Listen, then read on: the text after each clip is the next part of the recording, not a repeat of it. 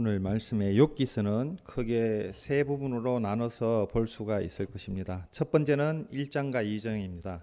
이 부분은 욥기 전체의 서론격으로서 욥이 고난을 당하는 강하게 된 과정을 보여주게 됩니다. 사탄은 욥이 하나님을 믿기보다는 하나님이 이미 주신 것들 때문에 하나님을 따르는 뿐이라며 욥을 시험에서 봐야 한다고 이렇게 하나님께 주장을 했습니다. 결국 그런 이유로서 사탄은 욥에게서 재산과 자녀 그리고 건강 같은 하나님의 울타리들을 하나씩 거두어 갔습니다. 그리고 우리가 아는 바대로 욥은 하루아침에 그 집안이 풍비박산이 나고 온몸에 번진 피부병 때문에 한순간도 기와장을 들고 몸을 긁지 않으면 살아갈 수 없을 정도로 극도의 고통 속에 있습니다. 두 번째 부분은 3장에서 37장까지입니다. 엘리바스와 빌닷, 소발 등의 욥의 세 친구들과 그리고 또 그 이외에는 엘리후까지 가세하여서 욥을 찾아와 욥이 당한 그 고난에 대해 기나긴 대화를 나누게 됩니다. 그리고 세 번째 부분은 38장에서 42장까지이며 욥이 그렇게 응답하기를 원했던 하나님께서 드디어 욥의 인생의 무대 전면에 나타나셔서 말씀하시는 장면입니다. 오늘 이 본문은 두 번째 부분에 해당이 되는데 엘리바스와 빌닷 그리고 소발의 순서로 친구들이 말하면 욥이 이에 대답하는 형식으로 이루어져 있습니다. 그 중에서 특히 22장은 바로 엘리바스의 세 번째 발언을 담고 있었으며 욥은 23장과 24장의 내용을 통하여서 대답을 하게 됩니다. 엘리바스는 욥에게 다시 한번 욥의 죄 때문에 하나님의 심판이 임했으며 악인의 운명은 비참한 말로가 끝나기 때문에 회개를 하여야 한다고 종용하고 있습니다. 욥은 엘리바스가 단 한 번이라도 자신의 억울함을 알아주지 않는 것이 원통하였을 것입니다. 세 친구들의 논리와 주장 그 자체가 문제가 있다기보다는 너무나 자신들의 교리적인 입장에서만 맞추어서 욥을 설득시키려는 자세에 욥은 깊은 실망에 빠지게 되었을 것입니다. 욥은 이러한 자신의 원통함에 대해서 더 이상 친구들에게 기대는 하지는 않았지만은 하나님조차 응답하지 않는 현실에 탄식하면서 그래도 자신이 의로운 길을 달려왔음을 고백하게 됩니다. 특별히 23장 10절인 그러나 내가 가는 길을 그가 아시나니 그가 나를 단련하신 후에는 내가 순금같이 되어 나오리라는 말씀에는 하나님만이 자신의 삶을 보증수표가 되시기 때문에 끝까지 인내하겠다는 각오가 담겨져 있습니다. 욥은 하나님께서 자신이 걸어온 길을 아신다고 합니다. 즉 하나님께서 계속 나를 테스트를 하여 오셨지만 불순물이 섞이지 않은 순도 99.9%의 건과 같이 항상 내 삶에는 다른 불순물이 없이 하나님께 온전하려고 애를 썼다는 것을 아시지 않습니까? 라고 이렇게 말하는 것입니다. 욥은 자신의 삶이 순금과 같이 불순물이 없을 수 있었던 이유는 하나님께서 정하신 길을 따라서 욥이 걸었기 때문에 정도 또는 바른 길에서 벗어나 방황하지 않았고 주님께서 하시는 말씀을 마음속 깊이 새기는 그런 생활이었기 때문임을 말씀을 통해 고백을 합니다. 욥은 지금 하나님이 잘 보이지 않지만 하나님이 계시지 않는 것 같은 삶을 살지 않았다고 고백하는 내용입니다. 그럼에도 불구하고 욥은 아무런 말씀을 하시지 않는 하나님에 대해서 안타까움이 있었습니다. 하지만 욥에게는 소망의 빛이 있었습니다. 23장 6절에 이렇게 증거를 합니다. 그가 큰 권능을 가지시고 나와 더불어 다투시겠느냐? 아니로다 도리어 내 말을 들으시리라. 하나님은 자신을 그저 억누르기만 하시는 분만 아니라 자신의 말에 귀를 기울여 주시는 분이라는 소망의 확신이 있었습니다. 그래서 욥은 하루 분량만큼 믿음이 성숙해져 가고 하나님을 알아가도록 그런 과정을 밟게 됩니다. 비록 지금 아무런 말씀을 하지 않으시는 것처럼 보일지라도 말입니다. 그런데 오늘 24장에서는 욥이 대답한 것 치고는 조금 생소한 내용으로 이어지는 듯 합니다. 욥이 사는 시대에 악인에 대한 하나님의 심판의 부재와 그 악인들의 범죄들을 예를 들어 고발하고 있기 때문입니다. 1절에서 12절에는 욥을 가난했던 자들이 고통받는 현실에 대해서 먼저 독백 형태로 이렇게 고발을 하게 됩니다.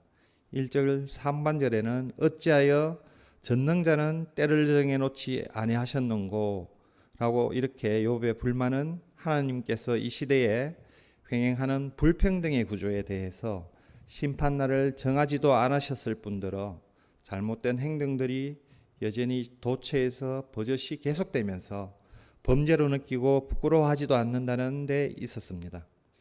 욥이 사는 시대에는 족장 시대로서 여호수아 시대 훨씬 이전이었지만 땅의 소유에 대한 재산 구분선이 있었던 지계표라는 것이 있었습니다. 그런데 그때조차도 부동산을 임의로 자기 소유로 변경해버리고 남의 가축들을 빼앗아 버리고 이런 상황이 생겼다고 볼 수 있을 것 같습니다. 가난한 사람들은 5절에 보니까 주거지까지 없어서 먹거리와 일거리를 찾으러 다니는 노숙자의 신세가 되어버린 것입니다. 이러한 모습은 수천 년 전이나 오늘날이나 참으로 변한 것이 없는 동일한 현상으로 인간이 변치 않는 내면의 완악성을 깨닫게 될 것입니다. 이처럼 공동체 안에서 약자들의 기본권이 무너지게 되는 것은 하나님의 공의를 무시하는 것과 다름이 없을 것입니다. 13절에서 17절의 말씀, 살인과 간음, 도둑 같은 행악을 일삼는 악인들이 실제로 행동을 일삼는 것을 묘사하고 있습니다. 우리는 전반부 1절에서 12절에 가난한 자들을 압제하는 것보다 후반부 13절에서 17절의 말씀같이 훔치고 또 간음하고 살인하는 죄악들이 훨씬 더 죄악이 중요하다고 생각할 것입니다. 그러나 하지만 그 가난한 사람들의 법적으로 내쫓거나 냉정하게 거절한 것은 눈에 보이게 나쁜 짓을 하는 것 끝이 보여도 이미 사회 구조적으로 그 공동체 안에서 하나님의 공의를 막는 것은 하루아침에 생성되는 문제가 아닐 뿐더러 어쩌면 또 그러한 불평등의 구조 자체가 계속된다면 가난은 대물림이 될 것이며 이 또한 완화하기는 마찬가지일 것입니다. 12절을 읽어보겠습니다. 성중에서 죽어가는 사람들이 신음하며 상한 자가 부러지잖아 하나님의 그들의 침상을 보지 아니하시느니라.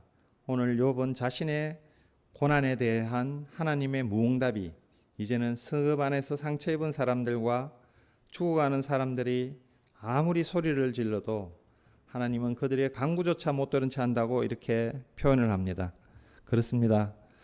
욥은 자신 개인의 고통뿐만이 아니라 이 땅에 고통당하고 있는 사람들의 얘기까지 꺼내면서 하나님의 응답을 다시금 초청하고 있는 것입니다.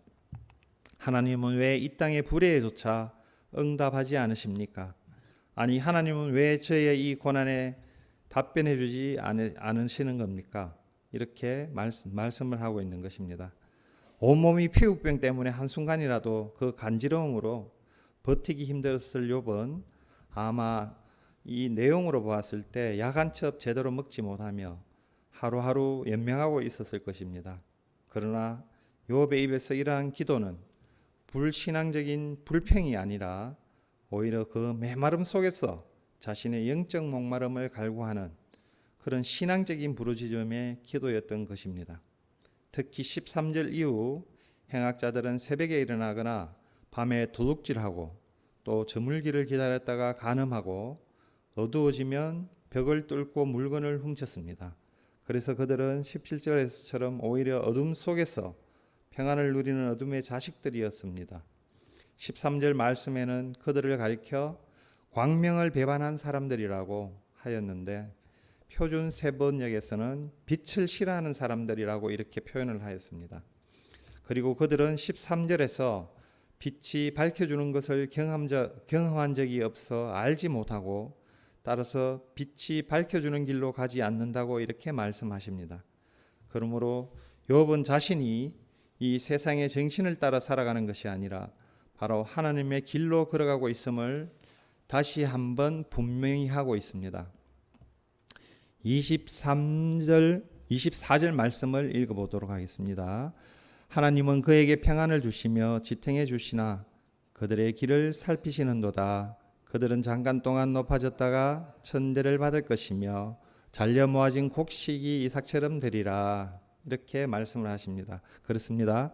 하나님은 약한 자들에게 안정을 주셔서 그들을 일시적으로 편하게 하여 주시는 듯 하지만 하나님은 그들의 행동을 낱낱이 여전히 살피고 계십니다. 악인들은 잠시 동안 번영하다가 곧 또 사라지게 되고 풀처럼 마르고 시들며 곡식이 이삭처럼 언젠가는 심판받아 잘리는 그런 인생이 될 것입니다. 욥은 25절에서 자신의 말이 거짓된 것이 아니라 진실이라고 외칩니다. 이 시간 말씀을 나누는 분들은 이 땅의 사람들이 자신의 양심에서 나오는 도덕적인 소리에 귀를 기울이지 않고 그 부끄러움을 감추고 가리우려고 어둠에 가하는 것을 아십니까? 또 어둠은 다른 길이 아니라 하나님의 음성을 듣지 않고 자신의 길로 걸어가는 사람들을 말할 것입니다. 오늘 우리가 걸어가는 길이 비록 욥처럼 이해되지 않고 그런 고난의 아픔이 있다 할지라도 우리 하나님 자체를 바로 신뢰함으로써 세상이 약속하는 가짜 평안에 속지를 않고 주님이 약속하신 온전한 참 평안을 누리는 우리가 되어야 하겠습니다. 이 시대에는 빛을 싫어하는 사람들로 가득 차 있음을 명심하여야 하겠습니다. 어쩌면 어둠 가운데 사는 것은 우리가 편리하게 사는 것이며 또 죄에 대해 남들에게 들키지 않고 우리 자신이 생각하는 대로 멋대로 해석하면서 명분을 내세우면서 살아갈 수 있는지도 모를 것입니다. 그러나 그 삶은 떳떳하지 않기 때문에 빛 가운데 내세울 수 없는 삶이고 그것은 곧 모래 위에 지은 아주 멋진 집이기에 언젠가는 무너져 내리고 마는 그런 인생이 될 것입니다. 그에 비해 빛의 자녀로 산다는 것은 떳떳하게 사는 것, 또 그 자체가 힘들고 고난되긴 하지만 그러나 참된 인생의 가치가 있고 보람이 있는 길이 될 것입니다. 오늘 말씀을 듣는 우리는 이 길을 오늘도 선택하면서 꿋꿋하게 걸어가는 믿음의 자녀가 되어야 할 것입니다. 기도하도록 하겠습니다. 사랑이신 주님, 오늘도 욥은 자신의 고통 가운데서도 온몸으로 주님에게 조금의 불평이 섞인 모습으로 부르짖고 기도하고 있습니다. 욥처럼 우리 또한 모든 인생은 고통의 터널을 통과하여야 할 것입니다. 다만 그 터널 가운데서 어떤 기도를 드리느냐가 중요할진데 믿음 중에 드리는 기도는 비록 우리 눈에 더딜지라도 하나님의 뜻 안에서 그대로 성취될 것을 믿습니다. 그러므로 우리 오늘도 주님의 길 가운데 마지막까지 서는 우리가 되게 하여 주시옵소서. 내 발의 등이요 내 길이 빛 되신 주님, 우리 인생이 빛이 되어 주시기를 원하옵나이다. 이전부터 빛을 본 적이 없고 경험한 바 없는 빛을 싫어하는 수많은 사람들 가운데서도 여전히 꿋꿋이 빛 대신 주님의 길을 분별하며 선택하며 담대히 이 하루를 살아가게 하여 주시옵소서. 이 모든 말씀 예수 그리스도 이름 받들어 간절한 마음으로 기도드리옵나이다. 아멘.